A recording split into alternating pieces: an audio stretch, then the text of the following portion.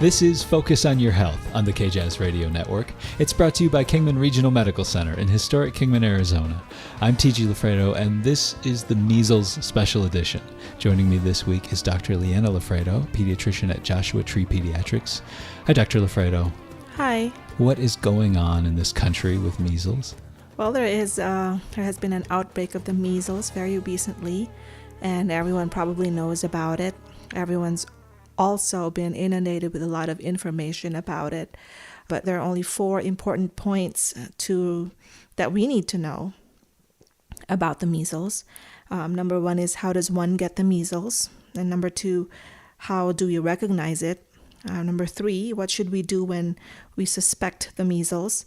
And lastly, and I think most importantly, how do we protect ourselves from getting infected? Okay, so of course there's a long history of measles, but when we look at this most recent outbreak, when did this all get started? Well, news of this outbreak first came out on January 21st when the California Department of Public Health announced 59 confirmed cases of measles among California residents since the end of December. 42 of these cases were linked to a visit to Disneyland or Disney California Adventure Park between December 17 and 20. The patients' ages it's a wide range, from 7 months to 70 years old, with an average of 20 years.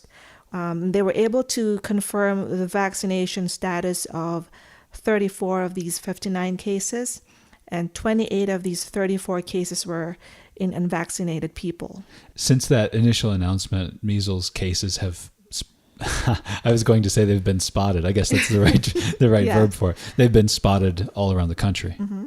It's been reported now in D.C. and 17 other states, including Arizona. So human beings pass illnesses and share viruses all the time. Help me to understand why this is a special case with the measles. Why is it so important to keep track of it?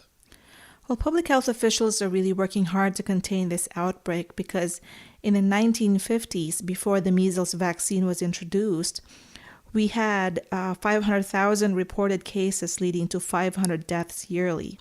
And that's just on an average year. Every 2 to 3 years, epidemics would occur when a new generation of non-immune children was born, resulting in millions of cases a year.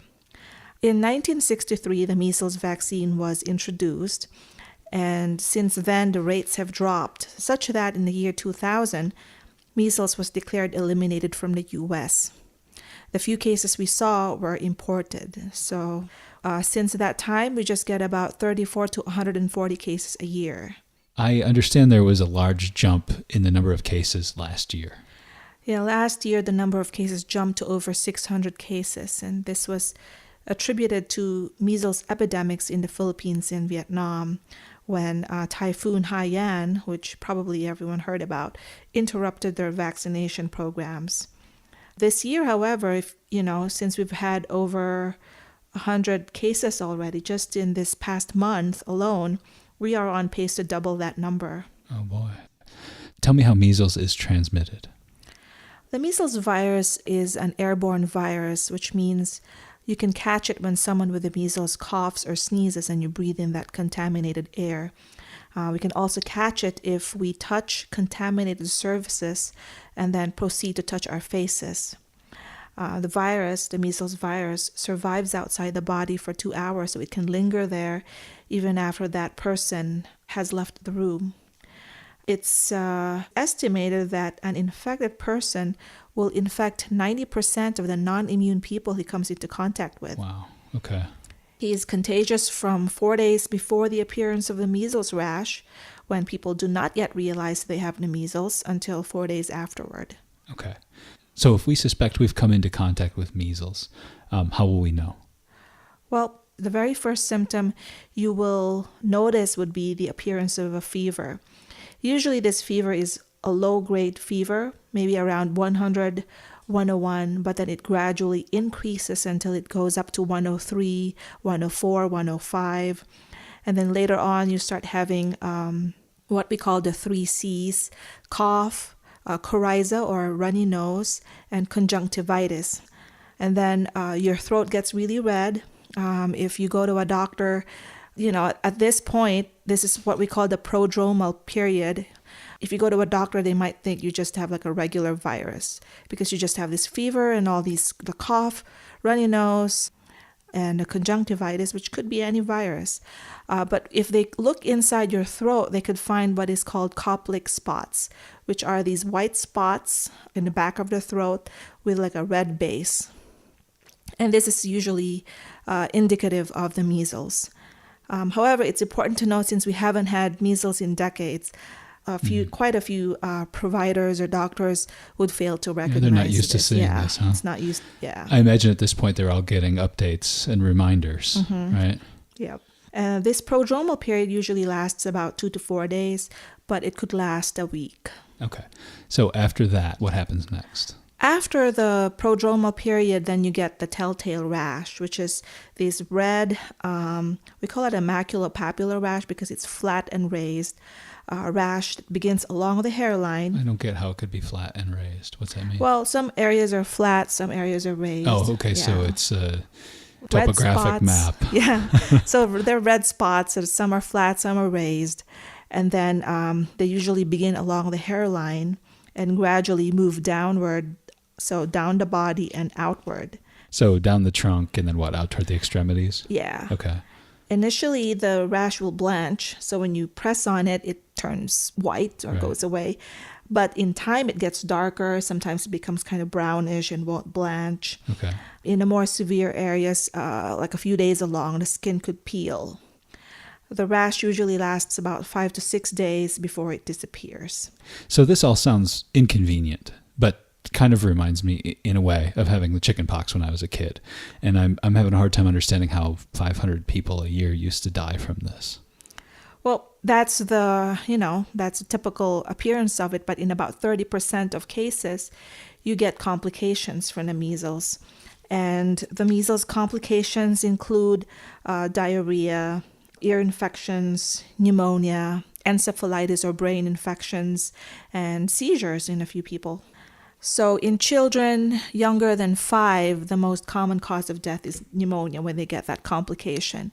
In older patients, patients who are 20 or older, they usually die from the brain infection or encephalitis. Yeah.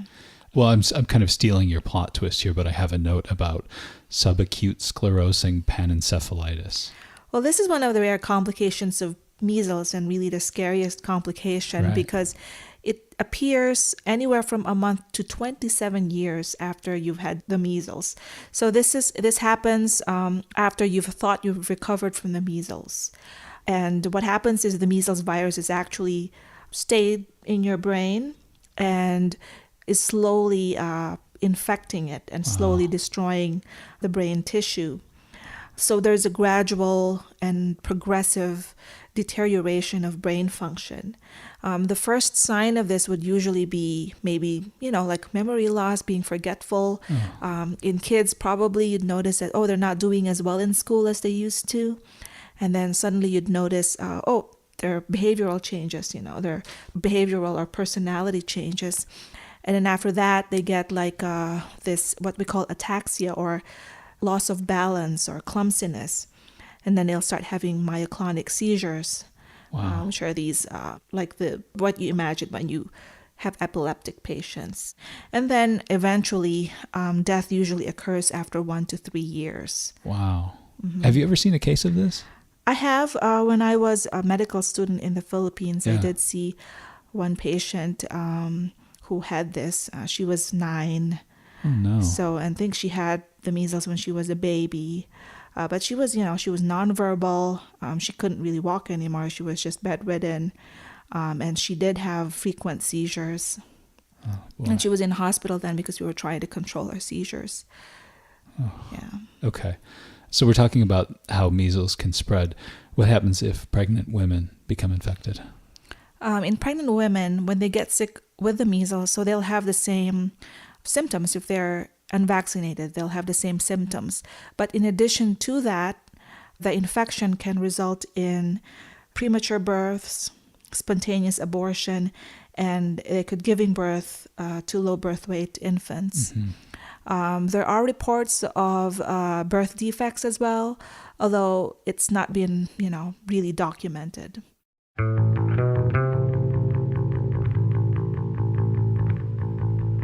It's break time on Focus on Your Health. We'll be back in just a moment with the rest of my conversation with Dr. Lyanna LaFredo. This is the KJazz Radio Network.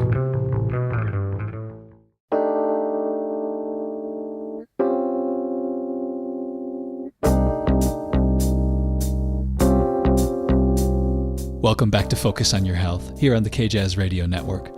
This week we're talking measles with Dr. Lyanna LaFredo.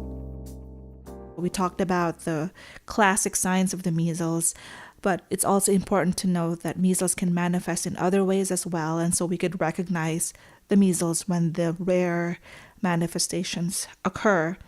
One form of the measles is what we call the atypical measles, which usually occurs in patients who were given the killed measles virus vaccine that was available between 1963 and 1967.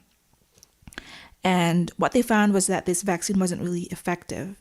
So even though they got the vaccine, patients still got the measles when they were exposed to other patients with the measles. And they would present with like a hypersensitivity reaction, which is more like an allergic kind of reaction. They have fever, they'll have pneumonia, but then they'll have fluid in their lungs, they'll have swelling. The rash is usually itchy and could look like a bruise and would usually appear around the wrists and the ankles. Tell me about hemorrhagic measles. Hemorrhagic measles is a rare form of measles that's characterized by high fever, delirium, seizures, and you could have bleeding into the skin and the mucous membranes around the mouth, like your gums. There's also a mild form of measles that we call modified measles, and these are in patients who've had partial protection. Infants who've received some protection from their moms, so like the newborns, if they were exposed to the measles, but they still have some antibodies coming from their mother that's stayed in their system, then they could get sick with a milder form of measles. They'll have like a mild fever, a mild rash that would usually, last like for a shorter period of time. So you and I have both had our measles shots, but it's possible that you and I could still get modified measles? Yes, we could still get it if we, some people are not, even after they've been vaccinated, didn't get the full protection, or their body's immune system just didn't respond that well. But you could get some partial protection. So you'll have a milder form of the measles, which is this, where you get just a mild rash, mild fever, and just like lasting for a few days rather than like the whole week or 2 weeks of being sick. Have researchers ever linked modified measles to subacute sclerosing panencephalitis, the really scary... No. The subacute sclerosing panencephalitis, you only get that if you had the full measles infection. Okay. So it's not like, I've heard of these measles parties going on in California. Wait a minute, what's this? Well, there are chickenpox parties. That's where you just... because, you've had your kid, one kid has the chickenpox, so you invite their friends so they can all get chickenpox together and they can get natural immunity. Get on with it. Yeah. Okay. So there are also these measles parties going on in California. It sounds like a bad idea from the start, but go ahead. Yeah. And so because they want their kid to get natural protection from the measles. Okay. And so you do, but then you also get an increased risk of getting the subacute sclerosing panencephalitis. Unless you've had the vaccine. If you have the vaccine, then you don't get it. Okay. But then these are unvaccinated children who just want to get the natural... I see. It's all natural. All natural, like natural immunity, yeah. Right, I see. Well, the Black Plague was all natural, right? Yeah. Okay. Polio, all natural? Polio is also all natural. Okay, I was just checking. There are a lot of diseases out there that Ebola, are all natural. all Ebola natural? is all natural, yeah. Right. No additives or preservatives, right? Nope. Okay, I think you get my point. I'm sure you... Okay, when we suspect measles, what do we do? Go see your doctor right away so you can... so they can do tests to confirm whether you really have the measles or not. Okay, so I've heard a little bit, and sorry to interrupt you, I've heard a little bit about kind of holding patients at the door, or, would it be best just to call ahead and say, I think this is what's going on, how should we proceed?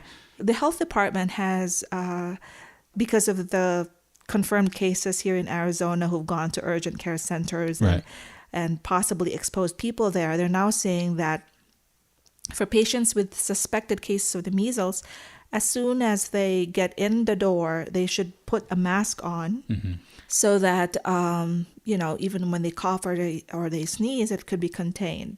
Then they should be isolated right away. So they shouldn't linger in the waiting room. Since I know measles is a virus, I suspect you're going to tell me there's no prescription, there's no medication you can take for it. There's no treatment for it. It's all just supportive care. So because it can cause diarrhea and poor appetite as well. So you have to make sure that the patient is hydrated, of course, controlling the fever, all of these things. The World Health Organization is also recommending that children who have the measles receive vitamin A because they've noticed that patients who are low in vitamin A tend to have more of the complications. Let's talk about protective measures. Say I'm about to go to LA or say I'm about to go to Sri Lanka. What do I need to do to protect myself? The important thing is to be vaccinated. When you're exposed to someone, if you're going to visit someone with the measles, then of course, like we mentioned earlier, wearing a mask, wearing gloves would be important. But if you're going outside the country, then the best way to be protected against the measles is the measles vaccine. The measles vaccine is 95% effective after the first dose. After you get the second dose of the measles vaccine, and it becomes 99% effective. And that's why the recommendation is getting 2 doses of the vaccine. The measles vaccine is available only as a combination vaccine. So it comes in either MMR, which is in combination with the mumps and the rubella vaccine, and the MMRV, which is in combination with the mumps, rubella, and the varicella or chickenpox vaccine. Okay. Now, when you say MMR, it sounds familiar, and I know we've talked about it before on the program. You know what I'm going to ask you, so go for it. Oh, okay. I think, and this is also one of the reasons why there are a lot of people are choosing not to vaccinate because of the link or supposed link between the MMR and autism, which really there is no link. And a lot of studies have said that there is no link. This controversy started with just one study, and it's a very small study, a very small observational study, which is when you rank studies, it's the lowest. It's like in terms of a small group and a little bit of speculation on the part of the author, right? And this study, however, was published in The Lancet, which is a respected journal, in 1998. Okay. But since then, the study has been retracted by The Lancet. This was retracted in 2010 because upon further investigation, they found a lot of irregularities with this study. They found that the lead investigator of the study, Dr. Andrew Wakefield, was actually paid by the lawyers of these patients, these 12 patients who have autism, to serve as their expert witness because they are trying to recover damages from the vaccine company. Okay. And also they found that the results were doctored. He cooked the results. Yeah. Since after this study came out, more scientists and more investigators wanted to see, because it's only a small study, so they wanted to do more studies to see if they could confirm or repeat the findings, but they never have. There are actually at least 20 studies involving thousands of patients, all just to see whether MMR really causes autism, but all of these studies showed no link, no association between MMR and autism. So what you're describing from this Dr. Wakefield, it doesn't really sound like ethical medical practice. No. And he's not doctor anymore. No, he was stripped of his medical license in the UK. Wow. So he can't even practice medicine anymore. All right, let's move on. I'm satisfied with that, and there are lots of good resources, right? If listeners are not satisfied and want to do more research, what sorts of resources are available? The CDC is always a good resource. They have a lot of information on communicable and infectious diseases. And also, if you want to really do research, go to trusted sites. So educational institutions and hospitals would have better information. We're talking about peer review. We're talking about the rigors of science. Yeah. Right. Those would be good sources if you go look at the internet, It sounds to me as though everyone needs the MMR vaccine. True? There are a few people who do not need to be vaccinated. So if you've had a blood test showing proof of immunity, you could have a blood test done and they would check your antibodies against measles, mumps, and rubella or German measles. And if it shows that you have the antibodies against them, then you don't need to be vaccinated with the MMR. Also, if you were born before 1957, you don't need to be vaccinated. And that's because before 1957, almost everyone got the measles. So you mentioned pregnant women. Is there anyone else who cannot get the MMR? Patients who've had severe, and I mean life-threatening allergic reaction after receiving MMR previously, or who've had severe allergies to gelatin or neomycin, because these are components of the vaccine, should not get vaccinated. Patients whose immune systems are compromised can't get MMR, and this includes cancer patients, HIV patients, and patients who are born with congenital immune deficiencies, where they don't have natural immunity. Also patients with a history of thrombocytopenia, that is a low platelet count. If you've received a live vaccine, such as the chickenpox vaccine in the past 4 weeks, you can't get MMR because it can counteract its effects. You'll have to wait another 4 weeks to get vaccinated with the MMR. And then patients who've had recent blood transfusions or has had a recent immunoglobulin infusion also can't get the MMR. They'd have to wait. There's a different range of months before you can get the MMR vaccine, and depends on what transfusion you got. So you'd have to consult your doctor about that. Right. But who should be vaccinated? All children, of course, should be vaccinated. The regular vaccine schedule, says that children 12 to 15 months old should receive the first dose of the MMR, and then they get a booster dose at age 4 to 6 years of age. However, if you have children and you're planning to travel outside the country, then if you have a child who's between 6 and 11 months, they can get vaccinated with the MMR before they leave.